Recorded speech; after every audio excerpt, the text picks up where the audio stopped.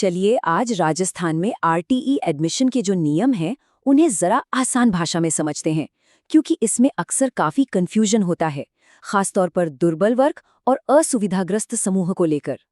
तो सबसे पहला और सबसे जरूरी सवाल यही उठता है कि बच्चा दुर्बल वर्ग में आएगा या फिर असुविधाग्रस्त समूह में। ये जानना इसलिए जरूरी है क्योंकि इसके नियम समय के साथ बदलते रहे हैं।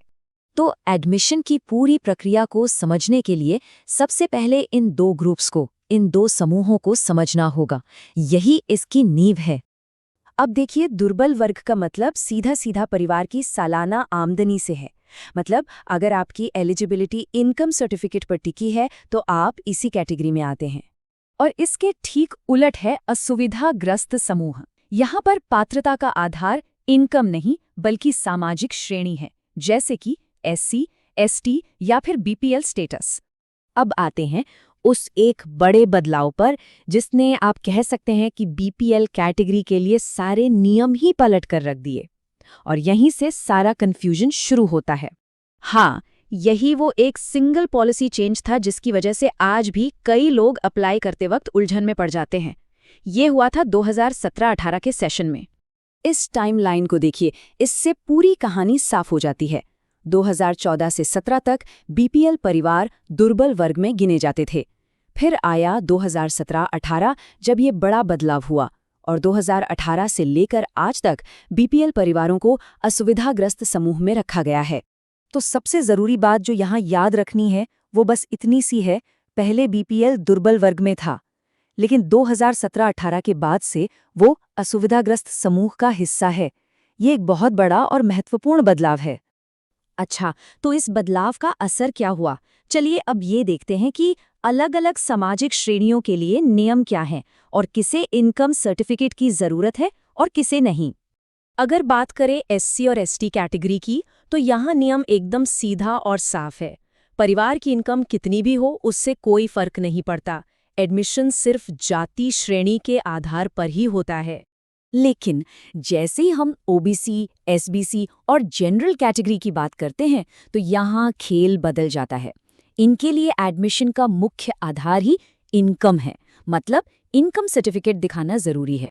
हाँ, लेकिन यहाँ एक बहुत जरूरी अपवाद भी है, इसे ध्यान से समझिए। अगर ओबीसी, एसबीसी या जनरल कैटेगरी का कोई बच्चा बीपीएल परिवार से है तो फिर उसे अलग से कोई इनकम सर्टिफिकेट देने की जरूरत नहीं पड़ती। बीपीएल कार्ड ही काफी है।